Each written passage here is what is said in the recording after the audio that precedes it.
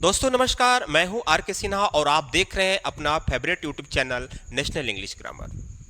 पिछले लेक्चर में मैंने कुछ कंजंक्शन का यूज आपको डेली स्पोकन में कुछ कंजंक्शन का यूज मैं आपको बताया था। ठीक उसी बेसिस पर इस वीडियो लेक्चर में भी मैं कुछ कंजंक्शन बताने वाला हूं स्पोकन इंग्लिश प्रैक्टिस। इन कंजंक्शन का यूज करके आप अपने स्पोकन को स्ट्रॉन्ग कर सकते हैं। मीन्स इसमें कुछ ऐसे टेढ़े मेढ़े सेंटेंसेस आएंगे जिससे आप अपने डेली लाइफ में कभी बोलने का ट्राई किए होंगे और इंग्लिश मीनिंग न जानने की वजह से, यूज न जानने की वजह से आप नहीं बोल पा रहे होंगे, अटक जा रहे होंगे। ठीक, तो आज हम ना उस तरह के सेंटेंस लाए हैं जो कभी आप ट्राई किए होंगे या नहीं भी किए होंगे, लेकिन अगर ऐसा इसमें कुछ ऐसे आपको यूजेबल सेंटेंस मिल जाएंगे जो आज के बाद से आप यूज करेंगे। मान लीजिए लिखा है कि एज ओ so as so show that. इन सब का यूज कहां करते हैं और ये जो डॉट आप देख रहे हैं इनके बीच में कौन सा वर्ड आएगा? ठीक, इन सब का हिंदी क्या होगा? ठीक है, एज का हिंदी क्या होगा, सो एज का हिंदी मीन्स क्या होगा, एसो का मीन्स क्या हुआ, सो दैट का मीन्स क्या हुआ। तो आपसे रिक्वेस्ट है कि अगर आप इस तरह की कंजंक्शन का मीन्स जानना चाहते हैं, अपने अंग्रेजी को स्ट्रॉन्ग करना चाहते हैं, तो प्लीज फर्स्ट टाइम अगर हैं तो वीडियो को लाइक करके चैनल को सब्सक्राइब कीजिए। ठीक है, तो चलिए हम वन बाय वन करके पढ़ते हैं। क्या है सबसे पहले एज भाई एज का यूज आप पढ़े होंगे जिसे हम पॉजिटिव डिग्री में पढ़ते हैं। यानी जब किसी व्यक्ति एक क्वालिटी को लेकर के दो व्यक्ति के बीच कंपेयर किया जाता है, तुलना किया जाता है, तो वहां पर एज का प्रयोग हम पॉजिटिव सेंटेंस में, केवल पॉजिटिव सेंटेंस में करेंगे। जैसे इसका हिंदी हुआ उतना जितना या इतना जितना। ठीक है, उतना या जितना, इतना या जितना, इन दोनों का मैं कोई मीन्स निकल जाए, आपको एज लगाना है। मैं उतना व्यस्त हूं जितना तुम, मैं उतना व्यस्त हूं जितना तुम सोचते हो कि मैं खाली हूं, नहीं नहीं भाई, जितना मैं उतना ही व्यस्त हूं जितना तुम। तो कैसे बनाएंगे, मैं उतना व्यस्त हूं, पहले लिखेंगे मैं व्यस्त हूं। ठीक है, इसको ट्रिकी बनाते हैं, आई एम। ठीक है, मैं उतना व्यस्त हूं जितना तुम, आई एम। अब उतना के लिए एज बिजी, फिर एज। यानी इसमें जो एडजेक्टिव होगा, एडजेक्टिव मतलब जो विशेषता बताने वाला वर्ड होगा, व्यस्त, मोटा, लंबा, छोटा, तगड़ा, गरीब, अमीर, कमजोर, इस तरह के जो एडजेक्टिव आएंगे उसी को हमको एज से घेरना है, क्योंकि दो व्यक्तियों के बीच की कंपेयर इसी वर्ड पर किया जा रहा है। तो I am as busy as जितना कि तुम। तो इस जितना के लिए इतना, उतना के लिए एज लगा, व्यस्त के लिए बिजी लगा, फिर जितना के लिए एज लगा, और तुम के लिए यहां पर यू, इसके साथ आप लास्ट में हेल्पिंग वर्ड लिख सकते हैं, नहीं भी लिख सकते हैं। ठीक, I am as busy as you are. ठीक है, वह उतनी सुंदर थी जितनी मेरी बहन, वह उतनी सुंदर जितनी मेरी बहन। तो पहले लिखेंगे सी, कौन सा टेंस है भाई, पास्ट टेंस है, वाज। पहले हम इसकी मीनिंग लिख लेंगे, वाज, उतनी सुंदर, एज एज ब्यूटीफुल।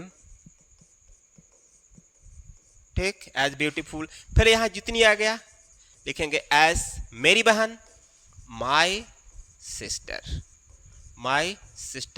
इज। ठीक है, और she was as beautiful as my sister. ओ, सेंटेंस पास्ट में है तो यहां पर पास्ट ही दिखाना पड़ेगा, was. She was as beautiful as my sister. ठीक है, तो जब भी आपको इस तरह के बोलना है तो आप एज का यूज करके बोल सकते हैं। आगे है सो एज, बिल्कुल वही सेंटेंस है, लेकिन हम ना इसका यूज नेगेटिव सेंटेंस में करेंगे। नेगेटिव, केवल नेगेटिव में करेंगे। देखिए इसमें नहीं आया हुआ है, उतना डॉट डॉट नहीं, डॉट डॉट जितना, इतनी डॉट डॉट नहीं, जितनी, यहां भी डॉट डॉट रहेगा। ठीक है, देखिए क्या कह रहा है कि मैं उतना कमजोर नहीं हूं जितना तुम समझते हो। उतना जितना, उतना जितना। ठीक है, तो मैं उतना कमजोर नहीं हूं, तो पहले हम लिखते हैं मैं नहीं हूं। आई हूं के लिए एम, नहीं के लिए नॉट। उतना कमजोर। अब उतना की मीनिंग आपको यहां पर सो लगाना है, देख रहे हैं ना, उतना की मीनिंग शो। कमजोर की मीनिंग वीक। फिर अब आ गया जितना, इसके लिए लिखेंगे as. I am not so weak as तुम समझते हो, यू अंडरस्टैंड। अंडरस्टैंड, ये फिनिश हो गया। Oh, I am not so weak as you understand. I am not so weak as you understand. Next है, वे लोग उतने अच्छे नहीं खेलते हैं जितने अच्छे हम लोग, जितने हम लोग। ठीक है, वे लोग उतने अच्छे नहीं खेलते हैं जितने हम लोग। तुम सोच रहे हो लोग बहुत अच्छे खेलते हैं, नहीं भाई, वैसी कोई बात नहीं है। जिस लग रहा है कि खिलाड़ी लोग बात कर रहे हैं, मैच वगैरह होने, मैच के बारे में बात हो रहा है कि वो लोग उतने अच्छे नहीं खेलते हैं जितना कि हम लोग भी अच्छे खेलते हैं। चलिए, वे लोग, इसके लिए लिखेंगे दे नहीं खेलते हैं, प्रेजेंट इंडेफिनिट टेंस। तो प्रेजेंट इंडेफिनिट में do not, does not, plural subject के साथ यहां लगेगा do not. They do not play, play मतलब खेलते हैं, उतने अच्छे, उतने के लिए शो, अच्छे के लिए good. They do not play so good, फिर जितने के लिए एज हम लोग, तो हम लोग के लिए वी, फिर यहां पर रिपीट वर्ब होगा, यहां पर ये जो वर्ब है फिर वहां पर रिपीट हो जाएगा। They do not play so good as we play. ठीक है, अब हम नेक्स्ट देखते हैं एज सो का। भाई एज सो का मतलब होता है जैसा वैसा। लोग बोलते हैं ना कि जैसा करोगे वैसा भरोगे, जैसी करनी वैसी भरनी, जैसा बोओगे वैसा काटोगे। तो यही वाला सेंटेंस है। देखिए क्या है, इसका मतलब होता है जैसा वैसा। ओके, जैसा वैसा, तुम जैसा करते हो वैसा पाते हो। तो तुम जैसा करते हो वैसा पाते हो, तो पहले हमें जैसा की मीनिंग लिखना है, तब वैसा की मीनिंग। जैसे एज यू डू, कॉमा, पहले हमें जैसा की मीनिंग शुरू में लिखना है, तब तुम की मीनिंग। तुम यहां कुछ भी सब्जेक्ट होता है, यहां पर सब्जेक्ट कुछ भी हो उसको लिखना है। एज यू डू, जैसा तुम करते हो। फिर वैसा के लिए कुछ नहीं, यहां पर कॉमा लगाएंगे, लेकिन फिर हमको यहां पर शो लगाना होगा। वैसा के लिए शो लगाना है, वो भी कॉमा के बाद। एज यू डू शो, पाते हो, तो ये वाला सब्जेक्ट यहां पर फिर रिपीट होगा, you get. As you do so you get, as you do so you get. हम जैसा बोएंगे वैसा काटेंगे। अब ये जो सेंटेंस है फ्यूचर में आ गया। ठीक, तो देखिए, जब भी कंजंक्शन वाला सेंटेंस फ्यूचर में होता है तो उसे प्रेजेंट इंडेफिनिट बनाया जाता है। मतलब एडवर्ब क्लॉज जब भी फ्यूचर में हो, यानी दोनों ही सेंटेंस, एडवर्ब क्लॉज वाला और उसके बाद वाला सेंटेंस, दोनों जब फ्यूचर में होते हैं तो एडवर्ब क्लॉज को हमेशा प्रेजेंट सिंपल में बनाया जाता है। ये रूल है। वैसा काटोगे तो दोनों फ्यूचर में है, तो पहले हम लिखते हैं जैसा की मीनिंग। जैसे एज हम बोएंगे तो वी विल शो, सो मैंने बोना होता है, तो हमको यहां पर विल का प्रयोग नहीं करना है, क्योंकि बोला ना कि इसे हमें प्रेजेंट सिंपल बनाना है। As we sow, tick, comma, अब फिर यहां लगाएंगे सो। दोनों का साउंड सो ही है, लेकिन इस सो मिस बोना होता है, इस सो मिस वैसा होता है। ये देखिए, वैसा सो। तो एज वी शो, सो, वैसा काटेंगे, तो फिर ये वाला सब्जेक्ट यहां पर आएगा, सो वी। अब ये फ्यूचर में बनेगा will reap, we will reap. फसल काटने की मीनिंग रीप होता है। तो as we sow, so we will reap. तो आई होप कि आज के बाद से आप एज सो का यूज अपने डेली लाइफ में करेंगे। नेक्स्ट है सो दैट। ये देखिए, इसका मतलब होता है इतना की, यानी इतना का पेयर की होगा। क्या है, मैं इतना बीमार था कि, देखिए यहां पर इतना,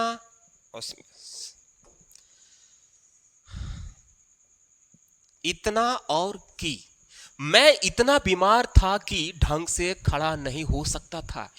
वह कह रहा है कि मैं इतना बीमार था कि ढंग से खड़ा नहीं हो सकता था। मेरा पड़ोसी इतना कंजूस है कि एक कप चाय नहीं पी सकता है।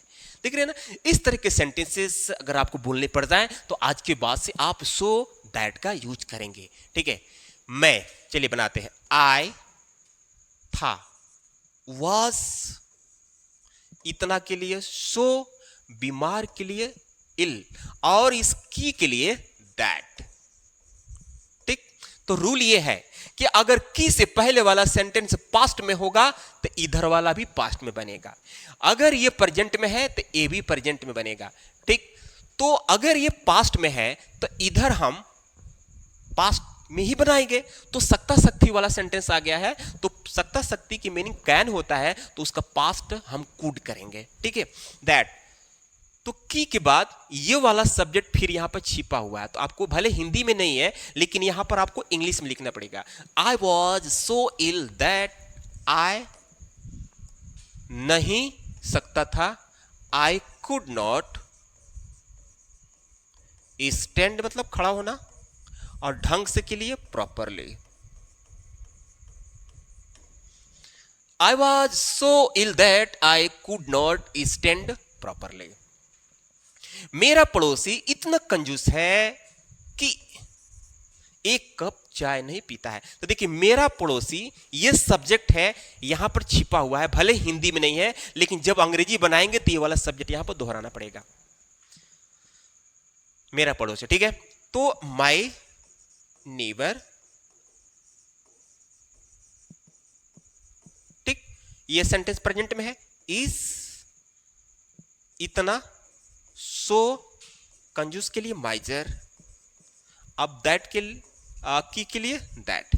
तो my neighbour is so miser that की, तो मेरा पड़ोसी का प्रोनाउन यहां पर हुआ होगा, तो हुआ की मीनिंग यहां पर ही लिखना पड़ेगा। ठीक है, तो दैट फिर से लिखेंगे ही। अब चाय नहीं पी सकता है, प्रेजेंट में सकता शक्ति वाला, तो ही कैन,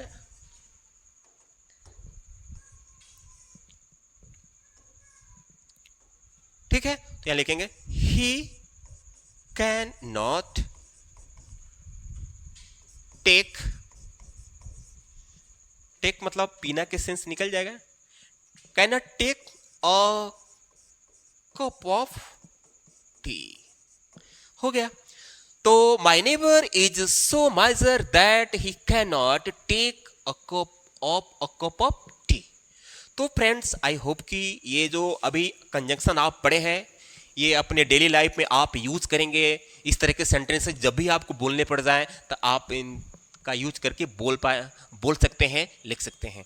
तो आई होप कि आप मेरे चैनल को सब्सक्राइब कर लिए होंगे, लाइक भी कर, वीडियो को लाइक भी कर लिए होंगे, लेकिन एक काम और भी कर दीजिएगा कि साथ ही साथ आप शेयर करने का भी प्रयास करेंगे। इससे फायदा ये होगा कि जो बच्चे, जो स्टूडेंट इसके बारे में नहीं जानते होंगे तो कम से कम उनको इससे रिलेटेड इंफॉर्मेशन मिल जाएगा, जानकारी मिल जाएगा। तो इसी तरह के धमाकेदार वीडियो के साथ मैं अगले वीडियो में मिलता हूं, तब तक के लिए वेट कीजिए।